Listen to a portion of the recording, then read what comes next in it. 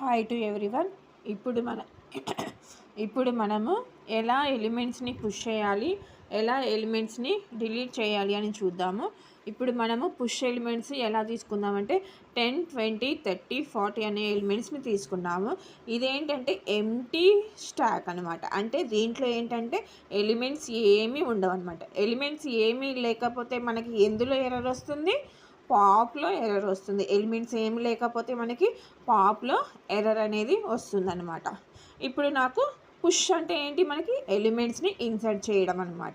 అంటే ఏంటి? 10 అనే ఎలిమెంట్ని మనం ఇందులో ఇన్సర్ట్ చేసామన్నమాట. నెక్స్ట్ ఇంకా ఏ ఎలిమెంట్ ఉంది? నాకు 20 అనే నెంబర్ ఉందన్నమాట. 20 అనే నెంబర్ ఉంది కాబట్టి నెక్స్ట్ 20 అనే నెంబర్ని మనము ఇన్సర్ట్ చేస్తున్నాం అనమాట.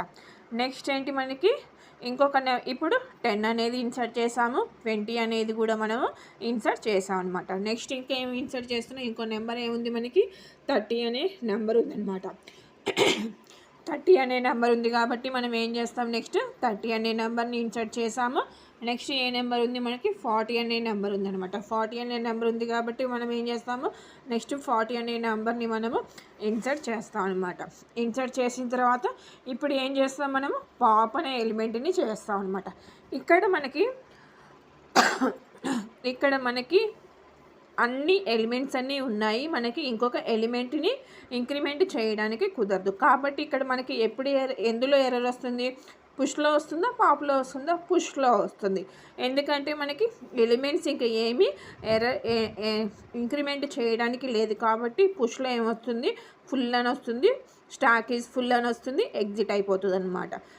ఇప్పుడు మనం ఇంకే ఆపరేషన్ని చూస్తాం? మనము పాప్ అనే ఎలిమెంట్ని చూస్తాం అనమాట. పాప్ అనే ఎలిమెంట్ని చూస్తాం కాబట్టి మనకి ఇందులో ఏంటంటే ఫస్ట్ 40 అనే ఎలిమెంట్ని తీసేసిన తర్వాత అప్పుడు ఏముంటాయి ఎలిమెంట్స్? మనకి 30 అనే ఎలిమెంట్ ఉంటుందన్నమాట. నెక్స్ట్ 30 అనే ఎలిమెంట్ని తీసేసిన తర్వాత ఏముంటుంది? నెక్స్ట్ 20, 10 అనే ఎలిమెంట్ అనేది ఉంటుందన్నమాట. నెక్స్ట్ లాస్ట్లో 10 అనే ఎలిమెంట్ని కూడా మనము డిలీట్ చేసిన తర్వాత ఏముంటుంది? ఇక్కడ మనకి స్టాక్ అనేది ఎంటీగా ఉంటుందన్నమాట. ఇక్కడ స్టాక్ అనేది ఎంటీ ఉంది కనుక మనకి ఏ ఆపరేషన్లో ఎర్రర్ వస్తుంది? పాప్ అనే ఆపరేషన్లో ఎర్రర్ అనేది వస్తుందన్నమాట. ఎందుకంటే స్టాక్ అనేది ఎంటీ అయింది కాబట్టి మనకి పాప్ అనే ఆపరేషన్లో మనకి ఎర్రర్ అనేది వస్తుందన్నమాట.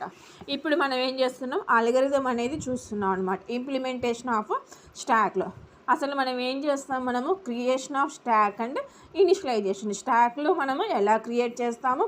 క్రియేషన్ అనేది దానికి ఇంకొక పేరేంటి? మనకి ఇనిషియలైజేషన్. ఆల్రెడీ మనం చూసుకున్నాం. క్రియేషన్ అన్నా, ఇనిషియలైజేషన్ అన్నా, మళ్ళీ పుష్ అన్నా కానీ మనకి ఇంక్రిమెంట్ అన్నా కానీ సేమ్ అనమాట.